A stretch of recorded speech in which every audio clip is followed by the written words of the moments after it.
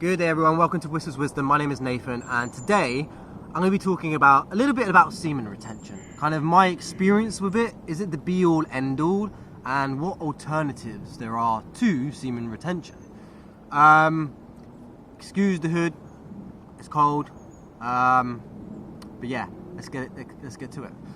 So why do people do semen? I'll kind of talk about semen retention, like why people do it. And then I'll kind of go on to the alternatives. Now, I'm not an expert on the alternatives, so just take my word as a grain of salt here. So, people do semen retention to retain their sexual energy. Okay, I have been practicing it. I do practice it, but they use it to retain their sexual energy. Okay, the Kundalini energy that can rise up your spine. Okay. Now, if you are practicing semen retention, you need to be utilizing the energy that you're retaining, okay? If you're not utilizing the energy that you're retaining, then there's kind of not really, there is a point to it, but you're kind of making yourself a big magnet for forces to being attacking you. If you're not, I mean, even when you are using the energy for creative purposes, you will still have forces trying to drain your energy, in the physical, in the non-physical, succubi or incubi, or kind of Jezebel spirits attached to humans. They will try to drain you physically, or sexually, but in the physical, if you know what I mean. Now, again, I'm not an expert on this, but I have practiced retention, and I feel like, from what I've researched, it's different for everyone. Some people feel crazy invigorated. I did feel invigorated, but like I just kind of felt normal, to be honest with you. Like I didn't notice that much of a difference when practicing retention. Like I just generally felt normal. I feel high energy all the time, and I try to use my energy quite often, which is why I've been going to the gym a lot. Excuse the tired lookingness. I've just been to the gym for I've been there since 10:30 and I finished at 2:30, so nearly 3 hours. I use my energy quite often, okay? So, personally, I didn't find semen retention doing anything to me. Not really much, to be honest.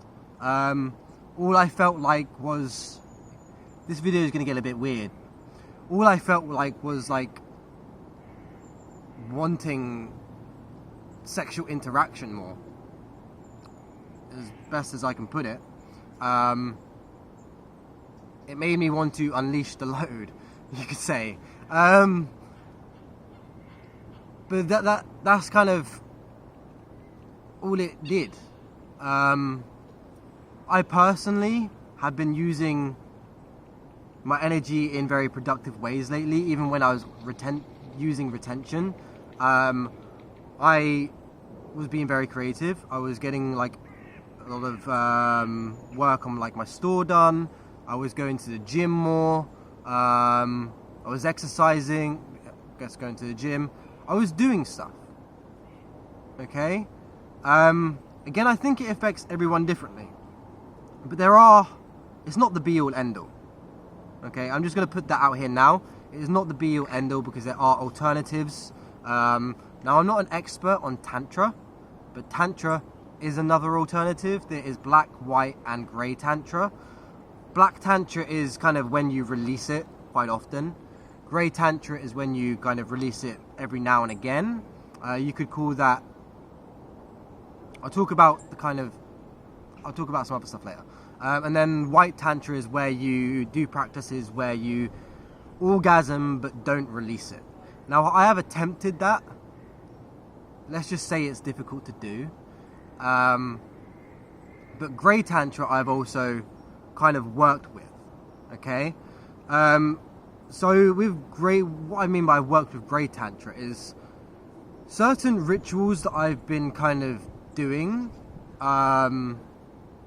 It's not that they've required. I've not been doing many rituals out of books, to be honest with you. I've been making a lot on my own, putting things together by myself, and they've been working out kind of perfectly. But you do, for certain times and certain rituals, you do want to retain, to build up a certain force inside of you for a particular ritual. Okay? That can be a method that you could use in kind of occult rituals and practices. There's also another way that you can use your sexual energy, and that is using it to consecrate items. Again, I said this video was going to get a little bit weird, okay? You can use your fluids to consecrate items as gateways, okay? This can be done in a few ways. One way I haven't tried yet is invoking or being possessed by an energy to fill myself with that energy and then release. It's basically you're mixing energies together and then you're releasing your energy to consecrate something, but it's like intertwined energy. So for example, if I did a sexual possession with Hecate and then released my fluid onto a gateway, so a sigil of hers and some other deities, to consecrate those sigils as gateways, that could be something you could do. I haven't done it in sexual possession, so I've used my fluids to consecrate items. Okay, again, I did say it's going to get a weird video. From my experience with using those items, so you need to understand that sexual fluids are very powerful fluids, or they're very powerful magical gateways and tools. Okay, this is why you create life through sex. Okay, it's very powerful to use. I've used it on sigils and a black mirror, and an athame, and it has increased the potency of the sigil, to say the least. It's made me need to cool that energy less than I usually would when kind of not using a sexual fluid energized gateway. It has increased, you could say, I don't know, like 5-fold or something. It has magnified the gateway. Now, the first time I used the black mirror was after I consecrated it anyway, so I can't really talk about the difference between that and not using it consecrated. But the athame is much more potent. It's much more potent now. It is a selenite athame, but I never consecrated it beforehand. I did use it beforehand and felt energy kind of emitting off of it, because it is selenite itself. But the selenite sexual fluid consecrated athame is much more potent. It's energized with the seed of life, essentially. Now, I do not know what the difference would be between male and women fluids, okay?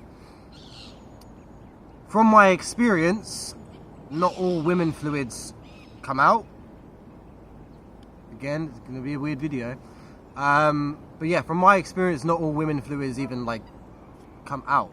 So I don't really know how it would work for women. I know what you can do is use your period blood.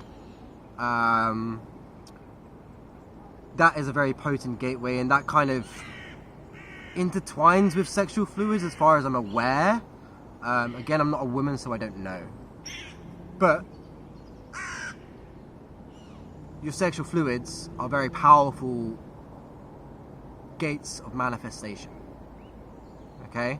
I don't recommend using your fluids all the time.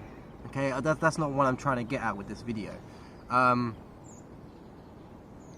recommend to retain until you have a working that requires fluids, or you have a working that requires kind of a sexual possession like I mentioned earlier, or just retain in general. Okay, but again, everyone is different, because some people have a partner.